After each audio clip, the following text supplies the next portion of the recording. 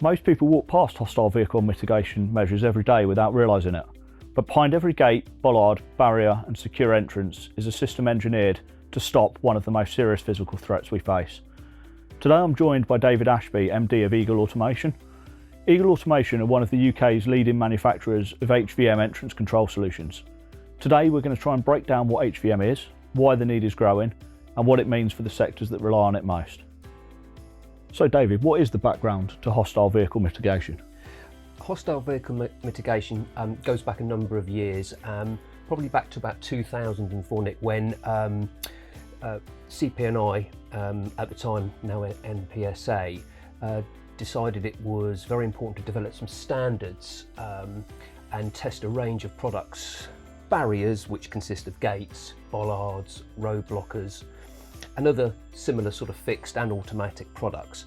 So that involved a standard that was developed originally called PAS 68, and manufacturers were invited and submitted products to be tested to fairly critical standards, which involved different vehicles, different speeds, different angles of impact.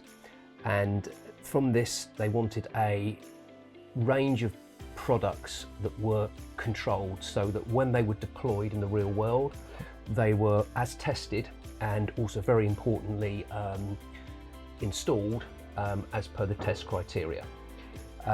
Those standards then were evolved. From that came IWA 14, which is an international workshop agreement, and then the latest ISO standard. Excellent. And how's the threat changed over the years? Because every time you seem to put the news on nowadays, you'll see a vehicle attack, whether it be in Germany, Belgium, here in the UK, up in Manchester. So how's the sort of threat evolved and matured over the years? So yeah, Nick, where we are, since 2020, there's been 9 terrorist attacks in the UK. And from 2000 to 2020, there's been approximately another 22, including Westminster Bridge. There's been the London Bridge and Manchester Arena, which we'll talk about later, because that's effectively where Martin's Law developed from. 25% have resulted in deaths and 70% of those sort of significant injuries. But the really important factor here is 90% of those, there was no protection in place whatsoever. So current threat in the UK is severe, which means an attack is highly likely. And using a vehicle is a realistic, easy choice of weapon should somebody desire to do so. Yeah, I mean it's the sort of thing, almost everyone's got access to a vehicle, access to a car. Yeah. Very low sophistication. So yeah, absolutely. And what are the sort of targets that these people are going after? What's one of the sort of fastest growing demand areas in this? What do we need to protect? Well, I mean, critical national infrastructure has always been deemed a sector that needs protection. And what we've seen evolve recently is particularly data centres have been deemed critical national infrastructure.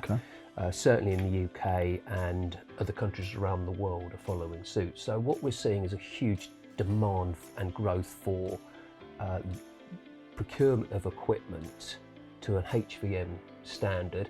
There are other standards as well, but that's maybe a debate for another day. But that's a significant one in terms of entrance control solutions that we specialise in at Eagle Automation.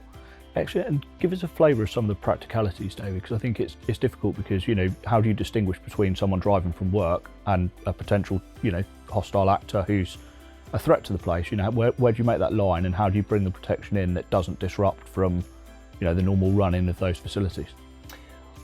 Well, I think it's a significant shift from sort of compliance standards to looking at the resilience of a site and controlling the entrance. And the data centres themselves are creating sort of multi-layered approach. So for them, it's about getting the vehicles in, identifying that their genuine staff need to come in. Then it's about reducing those bottlenecks to keep the traffic flow. Clearly, the vehicle threat is part of a number of threats that these data centres might face. So how do you manage to make that part of an overall picture as opposed to being a standalone, working on its own? How do you tie that into their full business continuity and security plans? Well, I think what's establishing here is that we're seeing HVM and those entrance control solutions part of a bigger integrated security package.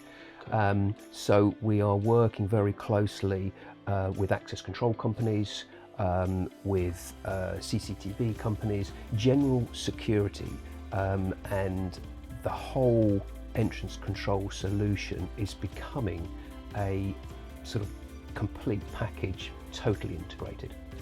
Excellent. I mean, it sounds to me like it's part of the transformation of these data centres going forward, and there's probably a role for advisory and consultancy in that. Would you agree, David?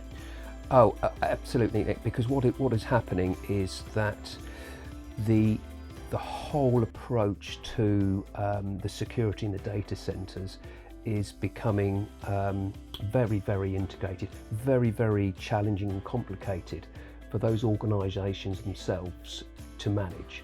So the opportunities for proper analysis of the resilience within these organisations is becoming now critical. Excellent. And I assume, resilience of the barriers themselves is absolutely key in this as well, because once you've got a hole in the defence and a breach, the operations of the facility goes down totally, which obviously is going to have an impact on bottom line for these businesses. Yeah, I mean, what the approach to this is, most of the sort of data centre organisations have developed their own security operation protocols. Okay. What we're finding is that there's a little bit of lack of consistency within those, and each company has taken a slightly different approach, but generally they're going down a layered approach. Okay.